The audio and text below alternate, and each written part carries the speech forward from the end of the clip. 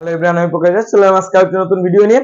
আজকে ভিডিওটা আসলে করা আপনাদের জন্য, মূলত অনেকে আমাকে হোয়াটসঅ্যাপে জানতে চাচ্ছেন যে কিভাবে আপনাদের পরীক্ষার সেমিস্টার পরীক্ষার রুটিন পরিবর্তন হলে কিভাবে বুঝবেন বা কিভাবে 100% অথেন্টিক তথ্য পাবেন। তো সেই বিষয়ে সম্পূর্ণ নির্ভরযোগ্য তথ্য দেওয়ার জন্যই আমি আসলাম।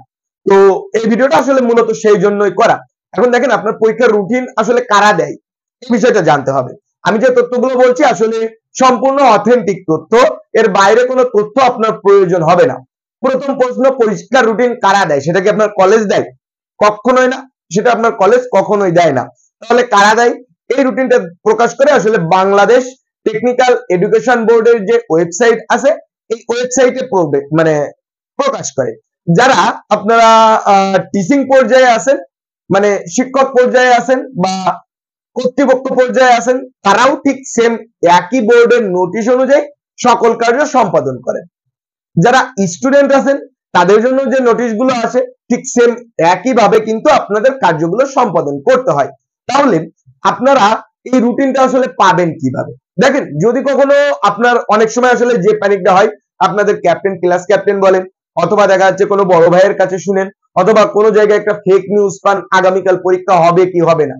তো এক্ষেত্রে আসলে একটা বিষয় সত্য যে কিছু কিছু ঘনিষ্ঠ ব্যক্তিরা, অর্থাৎ বোর্ডের সাথে সূত্রযুক্ত কিছু ব্যক্তিরা কিছু তথ্য আগে থেকেই জানতে পারে, যেমন পরীক্ষা রুটিন পরিবর্তন হতে পারে বা আগামীকাল পরীক্ষা থাকতে পারে।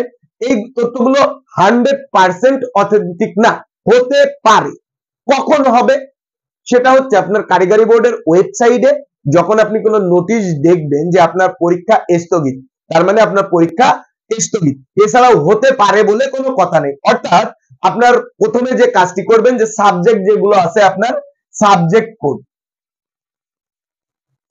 কোড গুলো ভালো মতো মুখস্থ রাখবেন বা কোনো একটা খাতায় করে নেবেন। নেওয়ার পরে আপনার যখন পরীক্ষার তারিখ সংশোধিত হবে বা পরিমার্জিত হবে অথবা কোনো পরীক্ষা বন্ধ হবে, আপনি কারিগরি বোর্ডের ওয়েবসাইটে চলে যাবেন। আপনি যদি চান যে আপনি মনে করেন যে কারিগরি বোর্ডের ওয়েবসাইটে কিভাবে ঢুকতে হয় আমি জানি না, অবশ্যই আমাকে কমেন্টের মাধ্যমে জানাবেন। আমি চেষ্টা করব সেই কমেন্টে আপনার রিপ্লাই দিয়ে দেওয়ার জন্য যে কোন ওয়েবসাইটের মাধ্যমে আপনি কারিগরি বোর্ডের ওয়েবসাইটে ঢুকবেন। তো সেখানে গিয়ে আপনার সাবজেক্ট কোড দিয়ে সার্চ দিবেন। সার্চ দিয়ে দেখবেন, যখনই সাবজেক্ট কোড দিয়ে সার্চ দিবেন, এই সাবজেক্ট কোড দিয়ে সার্চ দেওয়ার ক্ষেত্রে আবার আরেকটা ঝামেলা ফেস করতে হয়। এই ঝামেলাটা অনেকে ফেস করেন, সেটার উত্তরণের পদ্ধতি আমি বলে দিই। অনেক সময় আপনারা ইংরেজিতে পিডিএফ ফাইলে সার্চ দেন, বাট ওই জিনিসটা লেখা থাকে বাংলায়।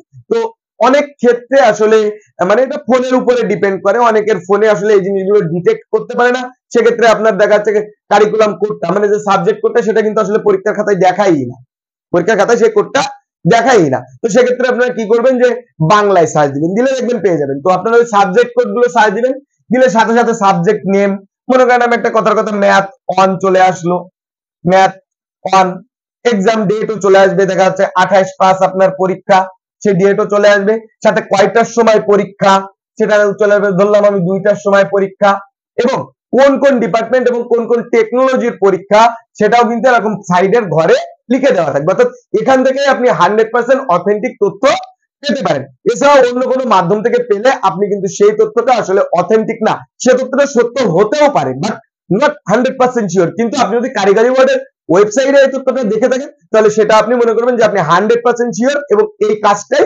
ঘটবে, এবং সেই অনুযায়ী আপনাদের কর্ম পরিকল্পনা সাজানো হবে। এছাড়াও আপনার মনে যদি কোনো রকম প্রশ্ন থাকে যে এই বিষয়গুলো আপনার জানার প্রয়োজন বা এই বিষয়গুলো নিয়ে আপনার মনে দ্বিধাদ্বন্দ্ব আছে, সেক্ষেত্রে অবশ্যই আমাকে কমেন্টের মাধ্যমে জানাবেন। আমি চেষ্টা করব সেই সমস্ত বিষয় নিয়ে নতুন ভিডিও তৈরি করার জন্য। তো এছাড়া আশা করি বিষয়গুলো বুঝতে পেরেছেন। ধন্যবাদ, ভালো থাকবেন, সুস্থ থাকবেন।